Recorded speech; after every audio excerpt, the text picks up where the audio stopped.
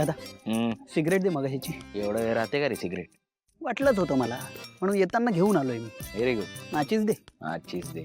घाबरट कुठचं बायकोला एवढं घाबरायचं नसतं रे. हे दादा बायकोला नाही मग जयंत ब्रो. त्याला काय घाबरायचं? काय घाबरायचं म्हणजे कमाल आहे तुझी. अरे या घरचा जावई येतो मग त्याचा मान नको ठेवायला. ते मान इकडे दे मान पेटव. मला माहितीये तू मान त्याला नाही त्याच्या पैशाला देतोस. काही बोलतोय सा दादा, असं नाही अजिबात. तू बोल काही पण एक मोठा भाऊ म्हणून तुला सांगतो, हे बघ दुसऱ्याकडून पैसे घेतले ना की आयुष्यभर आपण त्याच्या उपकाराखाली जगतो. म्हणजे बिझनेस चालला तर ठीक, नाही चालला तर मग वाटच लागली म्हणून समज. माझ्याकडे बघ, मी कसा कोणावर अवलंबून नाही, आपण आपल्या मर्जीचा माल आहे, कोणाशी आपलं घेणं देणं नाही. ठीक आहे, जुने लोक उगाचच नाही बोलून गेले. आपली जीभ आणि आपले हात यामध्ये जवळचं नातं असतं. हात कोणासमोरही किती पसरा पण तोंडावर ताबा असला पाहिजे. मस्त बोलतोस तू. नेहमीच.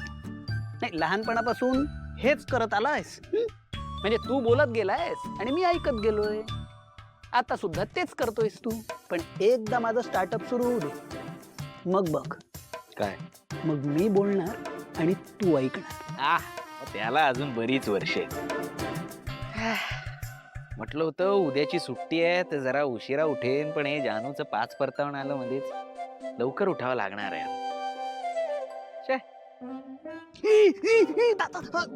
दादा काय अरे फेकली कशाला? संपली ती. संपली कुठे, शिल्लक होती. आता मला दुसरी पेटवावी लागणार. मग संपली होती ती कुठे? बरं ऐक दादा, उद्या चुकूनही डोक्यात सिगरेट ओढण्याचा विचारही आणू नकोस. का? सगळे जमणार आहेत म्हणून का जयंत आलाय म्हणून? दादा असं नाहीये. हे बघ मी असं ठरवलंय की जानू घरी असेपर्यंत मी जरा जेंटलमॅन सारखं वागणार. त्यामुळे सिगरेटचा विषय सुद्धा नको. अरे जानू जन्मापासून याच घरात आहे, तोपर्यंत तुला हे असलं कधी सुचलं नाही ते? हा कसला बदल? बदल म्हणजे ऍक्च्युली दादा कसं आहे, आता उद्या कार्यक्रम आहे आपल्या घरी. शिवाय परवा आम्हाला सिंचनाच्या माहेरी जेवायला बोलवलंय. तुझ्या सासरी. अरे वा, तुझे दोन्ही हात तुपात आहेत. म्हणजे जयंत तुझ्या बिझनेस मध्ये इन्व्हेस्ट करतोय, तुझा माजी आमदार असलेला सासरा तुला घरी बोलवतोय, म्हणजे तुझी तर एकदम लाईफ सेटल. हे बघ दादा असं काही नाहीये.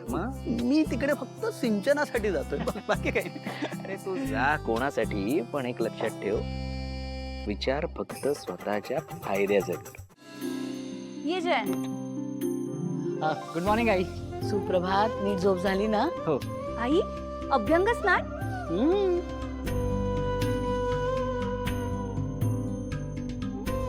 जयंत, अरे आमच्याकडे चांगल्या दिवशी, सणाला, मुलांच्या वाढदिवसाला अभ्यंग स्नान घालायची पद्धत आहे.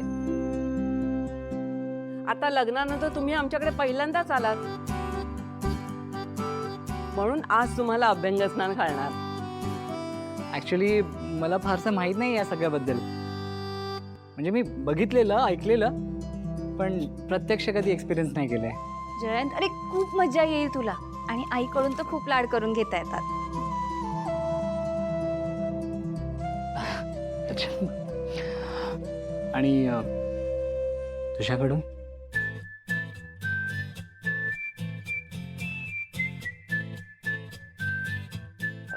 आई हे उठले नाही आहेत आणखी. अगं असू दे, मी करते सगळं आणि तू आहेस ना मदतीला. चला मग. कुठे आई? जयंत परसदारी चल. या तुम्ही जावई बापू या. खरं तर त्यांची काहीच चूक नाहीये ग. चुकलंय ते त्यांचं नशीबच बघ. लहानपणीच त्यांचे आई वडील देवाघरी गेले. मग काय आई बाबांनी म्हणजे माझ्या सासू सासऱ्यांनी त्यांना दत्तक घेतलं. घरी आले, खूप दिवस काही बोललेच नाही ते. मग लक्षात आलं की त्यांना बोलताच येत नाही. अगं आई बाबांनी फार प्रेमाने त्यांना वाढवलं. घरातल्या सगळ्यांचं खूप प्रेम आहे त्यांच्यावर, पण काही बाबतीत त्यांचं आयुष्य अवघडच राहिलं ग.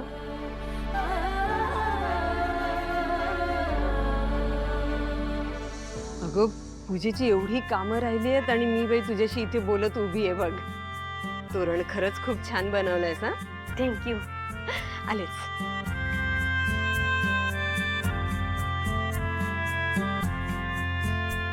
तायडे, मी त्याला किती काय काय बोललो ग, पण ह्याचं आयुष्य असं असेल असं वाटलं नव्हतं. खरं आहे रे. इथं पोटची पोरं बी आपल्या आई बापाला मानत नाहीत, पण यो व्यंकी आणि त्याचे आई वडील एकमेकांवर किती जीव लावतात.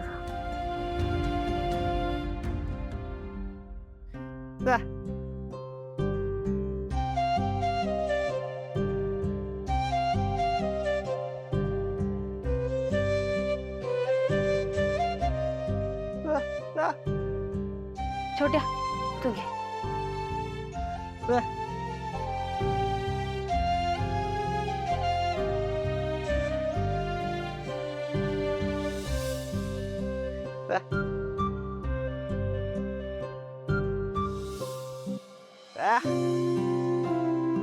बस मला निघायचंय आता.